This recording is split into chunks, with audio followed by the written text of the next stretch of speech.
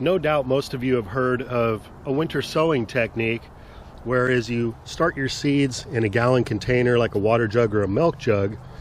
And I've shown you how to make these in a previous video. You basically just slice it open and put a little soil in there. No need to put drainage holes, and sow your seeds.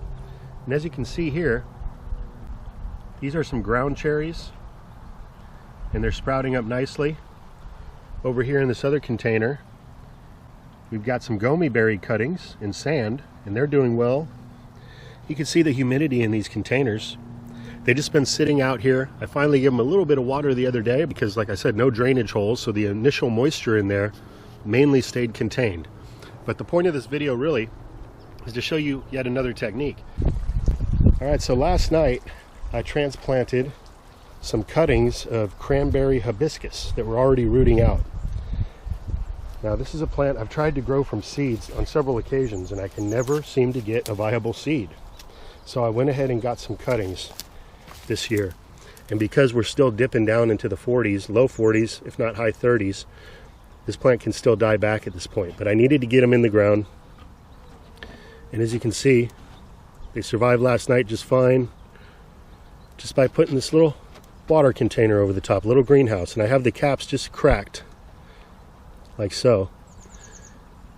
So we've got 5 cuttings. Yeah, they're happy as can be. I haven't looked at them since last night, so this really works. And you can see the bed here was made with some larger branches and trunk pieces from one of the ornamental trees that we replaced with food producing trees in the yard, and nothing goes to waste here. So we just simply made a bed out of it, and I started piling in compost, some of the chicken waste, as well as some broken down wood chips, and then I added in some bagged soil as well. And by the time I planted in here, there was worms and stuff going throughout. So again, I encourage you all to get creative and don't allow gardening to become this expensive hobby, but rather something that you enjoy and that you're able to be artistic and creative and save money doing. So that's it, just a quick and easy gardening tip. Basically what we're doing is creating a little greenhouse dome over the plant using free recycled materials, and by doing so, giving you a bit of a jump start on the season, allowing your plants to root out into the soil sooner than usual, which is going to mean an earlier harvest and a more prolonged harvest. So with that, I hope you found this video helpful or entertaining in some way. Be sure to smash the thumbs button and hit the subscribe. Leave us a comment below, helps the channel to grow.